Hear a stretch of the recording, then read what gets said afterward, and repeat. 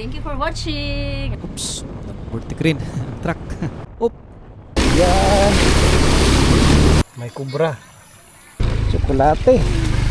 Ubultin. Ito everyday. Birds 3 na choco. Premium milk. Chucky. Hello, Butito. Uy. Salamat sa Panginoon si Kristo kauban ko.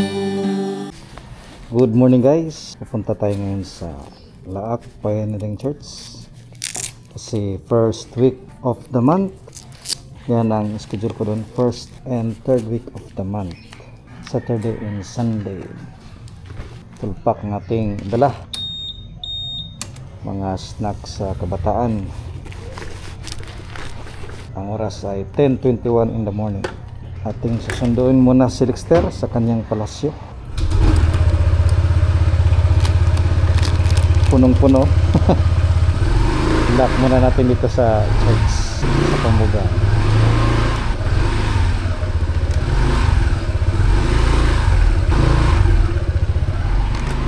Masyadong mainit ang panahon.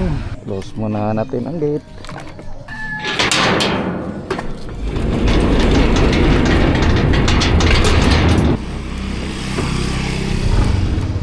Guys, let's go.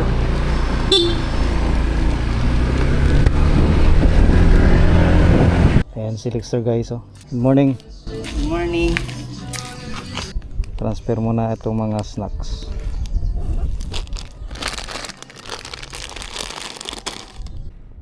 Ang taas ng level ng tubig dito sa Asun guys, oh. Baha. Galing pa yan ng bundok. Siguro mataas ang level ng tubig doon sa Laak kung saan tayo patungo. Maraming nagtitinda dito. Ano kaya ang okasyon dito guys? Parang araw ng Asunsyon. Kasi maraming mga trapal, tulda, tent. Mga nagtitinda sa gilid ng daan. Ayun, oh, may program pa. Parang araw ng Asunsyon ito. Maraming mga tao.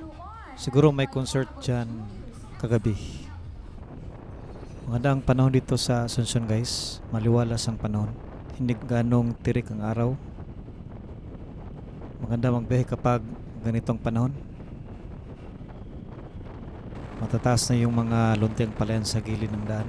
Nandito na tayo ngayon sa Kabaywa.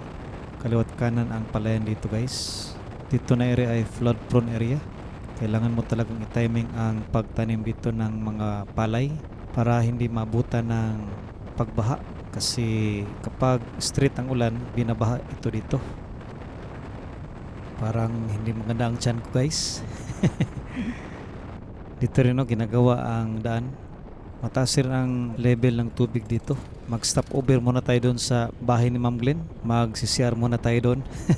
Kasi hindi maganda ang pakiramdam ng aking tiyan.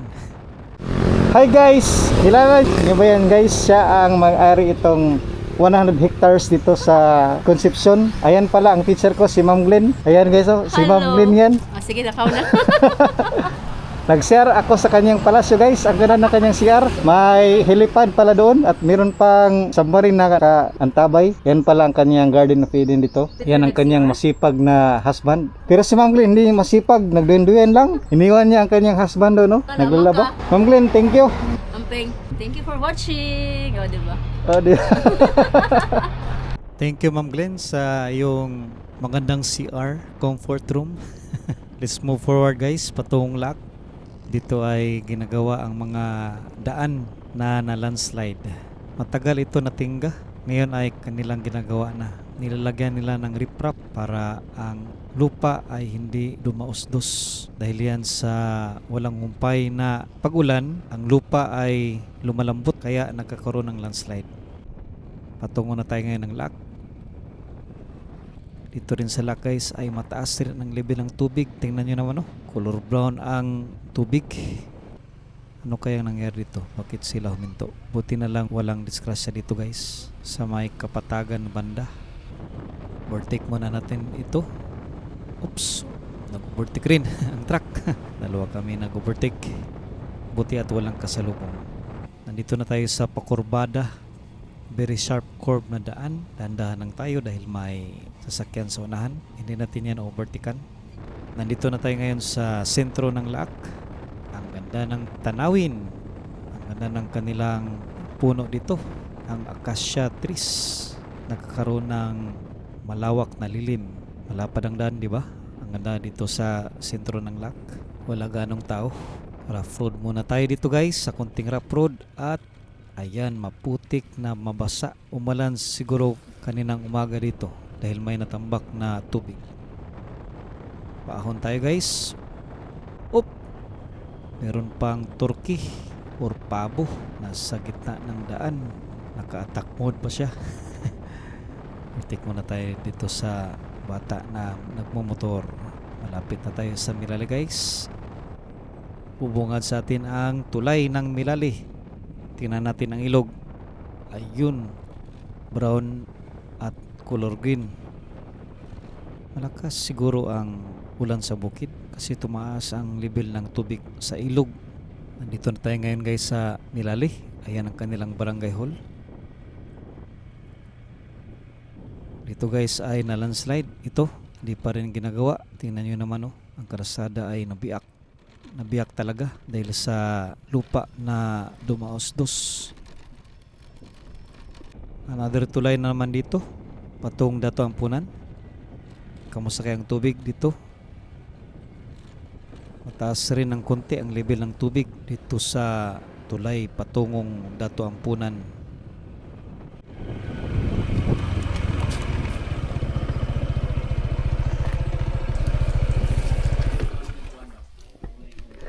Thank you Lord for the safety travel.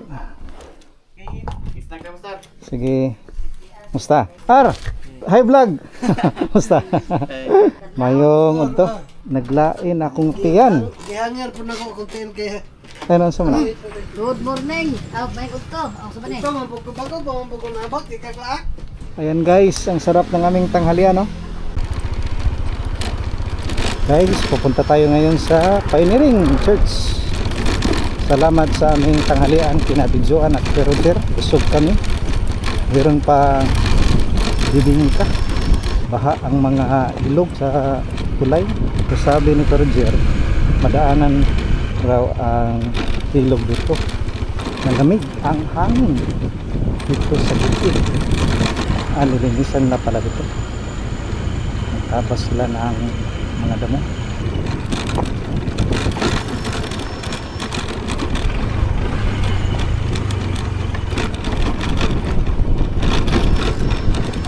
Kanal sa gilid guys, dyan dumadaan ang tubig.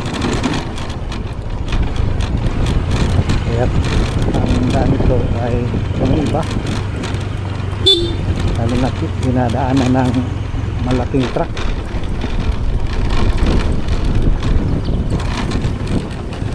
Medyo mataas ang tubig. Kasi lalo ng tubig guys.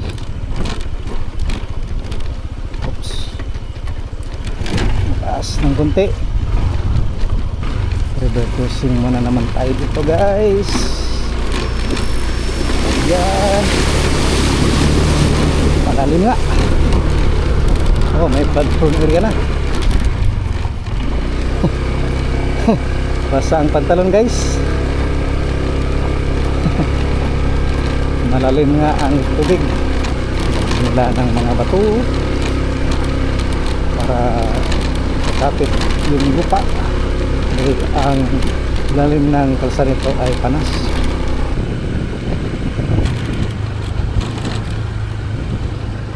Ito ang maganda na spot. Maraming mga crossroads dito ay malilim. Dito nagtatabisaw ang mga baboy. Ba ang mga baboy. Ayun.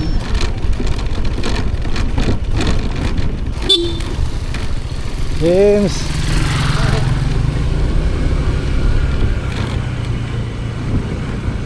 James pala yun. Oh, ano na bang nangyari dito?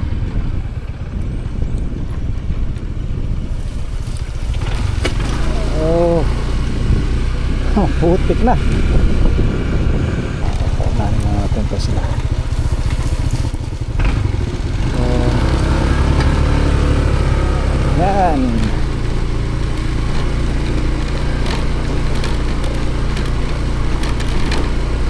Tayo sa gitna tagaan. Nagmuna sumayad doon. Ito hindi sumayad. Ayan, nakaraos. Lord.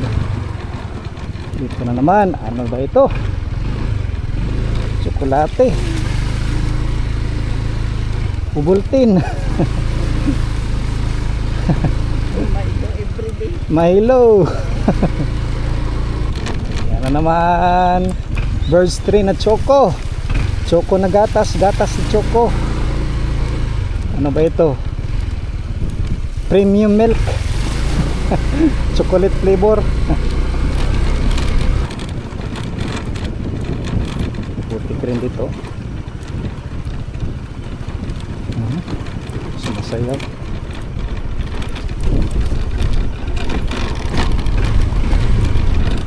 Tandaan lang muna. Anong flavor ito? Chucky. Chucky. Choco flavor. Kita natin yung legendary rosewood tree. Guys, dito tayo sa maliit na daan.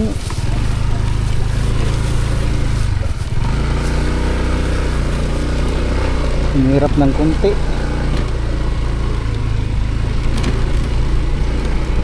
Ayan. Hirapan ako doon guys. Ah, hello. Ayun pala si Ate Julie.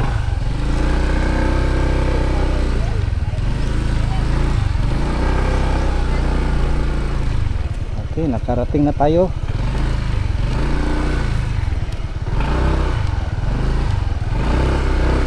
Dito sa ating church building. Yan. Thank you Lord for the safety travel. Ngayon lang tumila ang ulan guys. Tingnan nyo, ang lakas ng daloy ng tubig dito sa daan. Parang river na. Galing doon sa taas ng tubig. Buti at nilagyan nila dito ng kanal.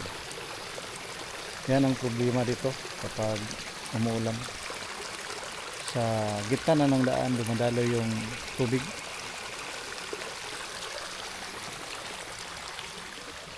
Parang ilog, no?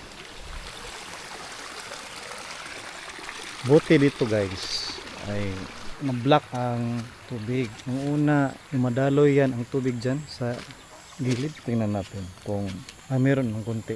Maganda ito i-block kasi patungo yan sa ating church.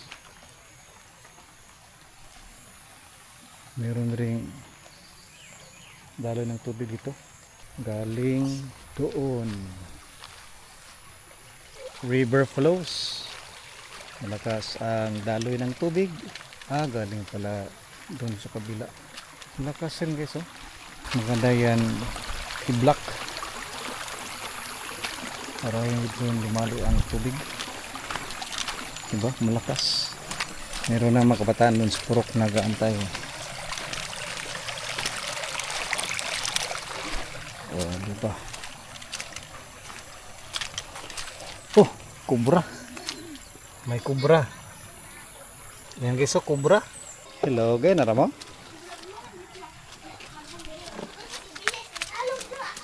Good afternoon, everyone.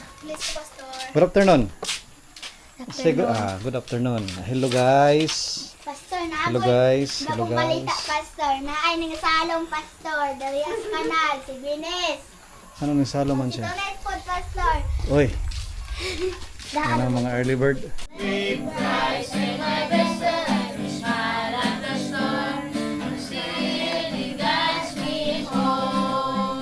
Sa pagsubang nasa adlaw nagtindog si Jesus dito sa laphayan apan wala makaila ang mga tinunan nga si Jesus di ay kadto unya miingon siya kanila, mga anak, nakakuha ba kamo Usa ka giingon sa Ginoo. Anak, nakakuha ba ka mo? Okay, si Ulo try namin na ha. Ay, naginig premise ulo. Asa dapat ang Ginoo ganito? Sa dagat!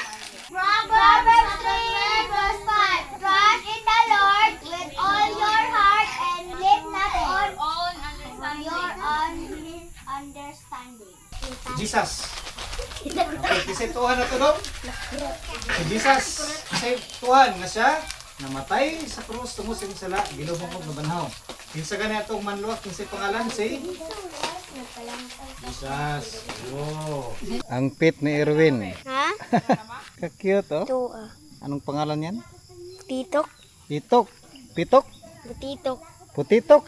Oh. Hello Butitok. Uy. Ah, Maak mo siya. ang cute ng kaniyang ibon. Ang pangalan ay Butitok. Butitok. Papa, kanahin na anak do. Pero idlas na iya. Suk sa bulsan, Ayan. Papa. Kuha. Anak daya. Si Butitok. Ang laki ng igil guys oh. Kunin di ka muna, din kunin. malala. Ayan. Bye-bye. Ano maak nangawid. Ala nangawid. Bye-bye. Ang Butitok ni Erwin. O ano, anad no? Pero kabalo na namulupad, babay na.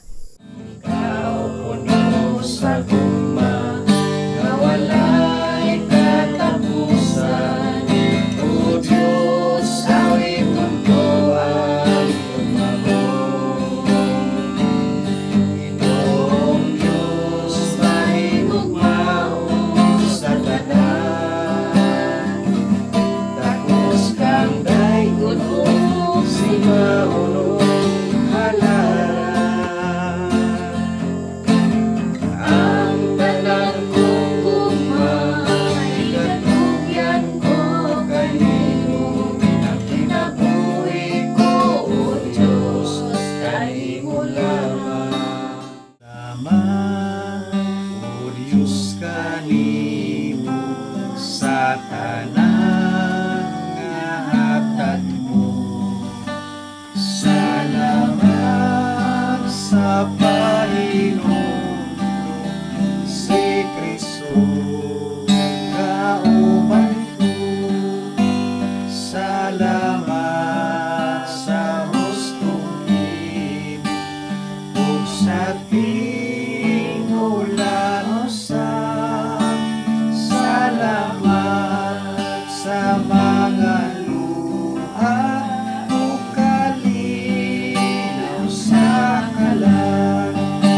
Salamat sa pagtubag sa tanan mong pag-ampo. Sa bagyong naalian mo o sa tanang hatag mo. Sa kasakit o kalipay, tambag sa kapakyasan. Salamat